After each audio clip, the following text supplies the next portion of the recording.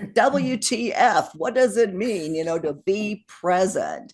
So let's talk about that first. What exactly does it mean when you say be present on especially your first dates? Thank you so much for joining us today on Second Act TV. Once again, I want to welcome back Sandy Weiner, the founder of Last First Date and the author of Choice Points in Dating, sitting there right behind me. Sandy, thanks for being here again. It's a pleasure to be back, Silka. Well, as our audience knows by now, you are a dating coach and you specialize in people over 40, 50 in our age group. And one of the things that has become a buzzword now is to be present. Be present on the date, be present when you're talking with people, be present. And when I Googled that, I mean, I know what it means, but what does it really mean? And people, it was like, WTF, what does it mean, to be present? So let's talk about that first. What exactly does it mean when you say be present on especially your first dates? Yeah, we're so distracted by so many things today, especially with phones and all the stuff we have. So that's the first thing, is just to be focused on another person without a phone in front of you. So that kind of present. And also being present means you're not focused on the past or the future. Mm-hmm. It's one of the hardest things that we do, because we go on a date, we're thinking, does this person have potential to be my future partner? Or I'm so nervous about meeting them. So you have anxiety because of past experiences. Mm-hmm. So if you can just be present and not think about the past or the future, have very few distractions, it's incredible. Let's talk about, what it means to be present on a date. And you have, 5 different points here. The first one, prepare before the date. That it's important to leave the stress of your day behind. Yeah. So if you're carrying stuff with you, you're going to be dumping it on your date, and your date's going to see it. I mean, how many times have you been with somebody who's distracted, who's got something on their mind, and there's a lot of stress? You can feel it. So one of the ways to leave your stress behind is to play music, to wear different clothes than you were wearing. So change into something that makes you feel beautiful, handsome, makes you feel good. You can meditate. I have a lot of clients who have a meditation practice. Mm-hmm. Taking a walk, exercising, even journaling can help you to just take it out of your head Mm-hmm. and put it somewhere else. And so that's the most important thing. So if you can recharge yourself, you were ready to receive somebody else. I think the most valuable or interesting point about number one, or this point, is just the awareness of preparing yourself. I don't think we think about that it is, especially if we're stressed. Then number two, boy, do I agree with this. Put your phone away. I mean, this wasn't a recommendation 25 years ago. We didn't bring our dial-up phones to No. a date. Yeah. So one of the nicest, sexiest things you can do is to put your phone away and be intentional about it. I think people just put their phone on the table. It's like what we do. We get out, sit down, and put the phone right in front of us. So if you take your phone and just say, hey, I'm going to put my phone away so I can really focus on the time we have together, and then see if they follow suit. And if they don't, make a suggestion that they do. I remember years ago, before the phones became everything to us, this was probably 15 years ago, Mm-hmm. a guy did that. He said, I'm going to put my phone away because I want to focus on you. And I loved it. Yeah. I've also had a guy who took his phone out and said, I'm only going to pick it up if it's my kids. And his kids were like 35 and had kids of their own. And I'm like, there is no situation that I can think of that your kids will need you for the next hour. Like put the damn phone away. Yeah. I agree. And what a great thing to say, to offer to put your phone away because I want to really focus on you. That you right there, you set the tone. You set the tone for the date. And it's so super, super rude to check your text or, heaven forbid, answer a call unless it's some sort of emergency. And if you think that something like that could happen, or if there's some work thing that you absolutely have to answer if it happens, tell your date that. Just go, look, I'm sorry, I have to have the phone here. I'm expecting a phone call that I didn't want to miss because I wanted to see. I mean, whatever you have to explain, but don't do the fubbing. We did videos on that as well. That is a horrible, horrible thing to do. That's actually causing psychological issues with people and families. So we won't go into that right now. Number 3 here, leave your past relationships in the past. That many people think it's vulnerable to talk about stories from the past, but depending on what they are, not so much, huh? Well, certainly not when you're first getting to know Mm-hmm. somebody. You want to be present to this person and who they are today. Mm-hmm. I don't care who you were 10 years ago. I don't care that your relationship ended for some reason that you think is important to tell me. We can share very little about our past in the beginning, and I believe we should share in layers.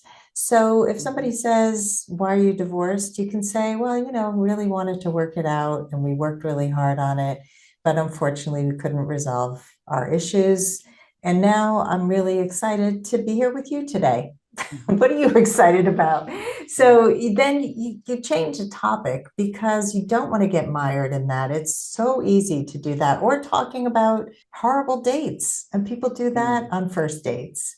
And Yeah. it's like, why? Why are we all being negative here? So focus more on what do they love doing in their spare time? What are their hobbies? What do they do for fun? You want to find out about their values and who they are Mm-hmm. today, not the past. That's really hard to do. I agree, and what the goal of this is, but it's like our questioning so easily falls to past experiences that I suppose maybe if it does happen, which I think it will, is as you just said, don't go negative.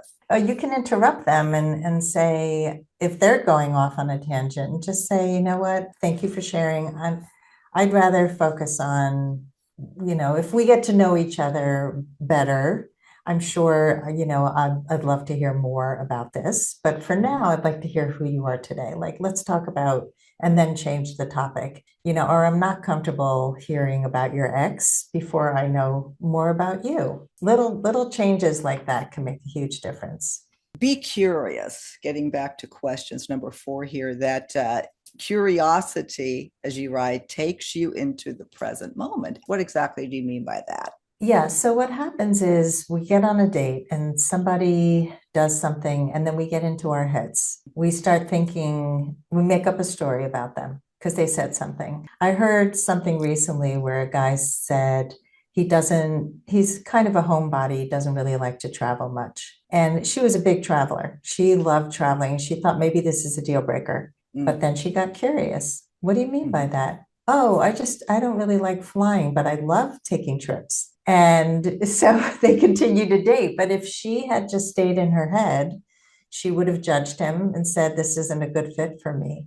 So ask questions, be a good listener, ask follow-up questions. I mean, so often we leave the date with questions that we didn't ask. And so that curiosity takes you to the present moment. It doesn't take you into all of the stories that you're making up. I think what goes along with that too, and you tell me if you agree, is dropping expectations. That certain things, as you say, that people say, or or expectations you might bring to the table, that you sort of project that on somebody, and they may or may not be true.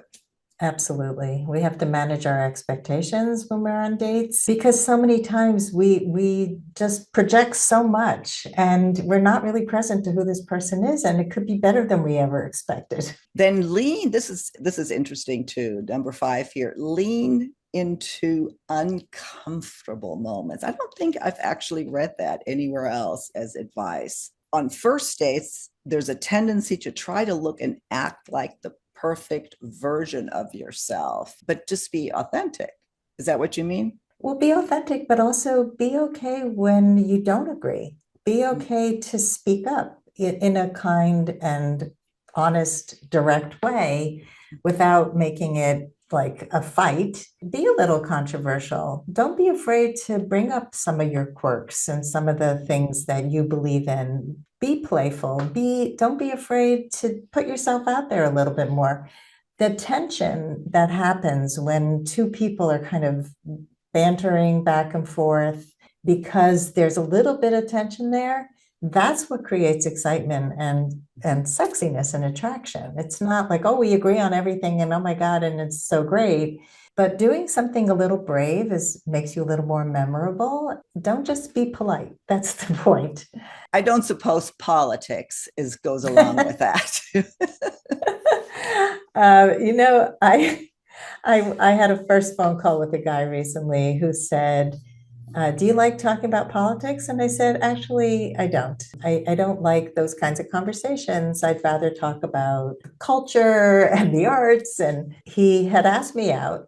And then the next day he sent me a message and said, I changed my mind about going on a date with you because you don't discuss politics. Good to know. Yeah, no, But absolutely. Absolutely. yeah. That my curiosity there would be, well, I mean, I would well, okay, so if that had happened to me, I would probably ask him what his leaning is, and then you decide whether or not you go out. I mean, my view on politics was so different just even a year ago that, I think you can get past it if you don't talk about it. I'm changing my mind on that drastically. And I know that causes triggers for a lot of people. So yeah, leave us your comments. How do politics factor into whether or not you're going to date someone or start a relationship with them? It's, yeah, a triggering topic to say the least. It is, but so I know what this guy's leaning was. And it doesn't matter if I agree with him or not. I just don't want to be sitting and talking about it. Like you and I were talking before we started recording, and we started getting into a discussion about politics, and then we stopped because it just goes down this negative cesspool. Right, it And does. unless you're actually doing something about it, that's really why I don't like talking about politics, because we're just sitting here spewing negativity and disappointment. And I don't feel good when I do that. So I can be informed and talk about it with a good friend, but I don't want to be focusing on that in the beginning of dating. I think more importantly is knowing how to talk about politics in a way that helps us see if we have common values, because politics today have become really about our values. And there are people who voted for an opposing party that may have similar values to you. And if you don't ask, you don't know. So that could be a tense that could be a conversation that could create some tension. But I think more it should be focused on values and not just who did you vote for. I agree. I do agree. I do agree. And I wish we could get back to that as well. One of the most interesting interviews I've had on this channel, and I'll link to it, is I love you, but I hate your politics. And I won't talk about it now, but you might want to check that out because it might help you navigate the world we live in today. No, I agree with you. I know couples who are both in politics on opposing parties and are happily married. It really we can love people who have different political leanings. And I think that you're going to get a lot of comments about how I'm wrong, but because we've said this before on the channel. But I think if we can have an open mind, we might have better experience with our dates. Yeah, in theory, that is correct, Sandy. Finally, what I'd like to bring up, I think we briefly hit on it, but I think active listening and just that positive engagement is so important in order to be present, is to actually not just talk, but listen. Yeah, it goes both ways. Asking questions, being curious about what the other person is saying, because you're really listening and then asking follow-up questions if you don't understand something. That shows the person that you really are listening. Even if the date doesn't end in a relationship, you've had an engaging experience with another person. Mhm. And really, if we can all come into our dating experiences with more presence, we will have better dates and Mhm. we won't get burnt out as quickly. And I think there's a lot of burnout and a lot of Yeah. disappointment.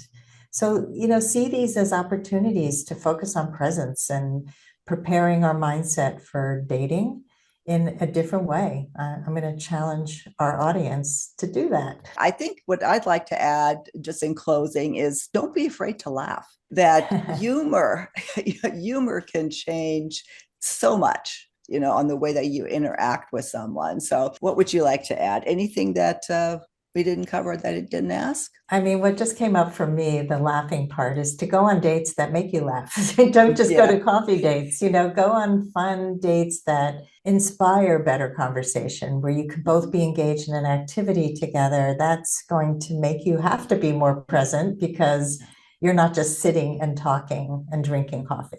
Well, I hope that we hit some good points that made sense. Again, it seems so obvious what being present means, but apparently it's not.